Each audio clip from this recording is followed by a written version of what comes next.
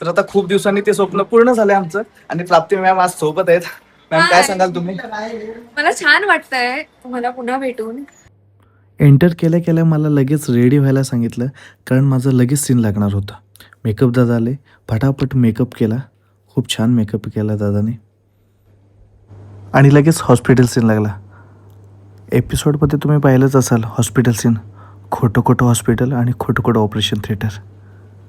आणि लगेच सीन माझं आटपलं आणि बाहेर येऊन मला कोण भेटलं माहिती आहे का? चला भेटवतो.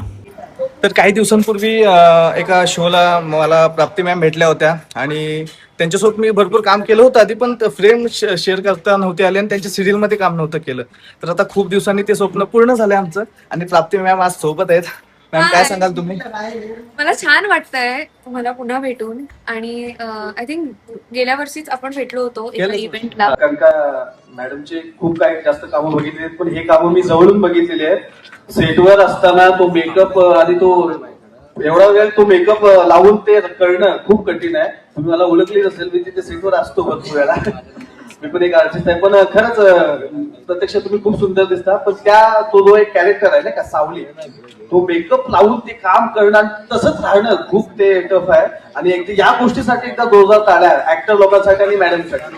आणि कोइन्सिडन्स आता पुन्हा ते माझ्या शो मध्ये काम करतायत. मला खूप आनंद झाला. मला पण खूप आनंद झाला. चला भेटू नंतर, माझा मेकअप झाला. नक्की नक्की नक्की. Bye bye. थँक्यू. खरंच प्राप्ती मॅडमना 2 वर्षानंतर भेटून खूप भारी वाटलं. आता माझे काही क्लोजअप राहिले होते ते मी आटपले आणि माझं पॅकअप झालं. तुम्ही तर एपिसोडमध्ये पाहिलंच असाल. खरंच या शूटचा अनुभव खूप भारी होता आणि हा माझा अनुभव तुम्ही या व्लॉगमध्ये पाहिलात त्यासाठी खूप खूप धन्यवाद. असंच सपोर्ट करा, असंच प्रेम करा आणि हो, लाईक कमेंट आणि शेअर कराच, पण चॅनलला सबस्क्राईब करायला विसरू नका. तर मग चला भेटू अशाच काहीशा पुढच्या व्लॉगमध्ये. रामकृष्ण हरी.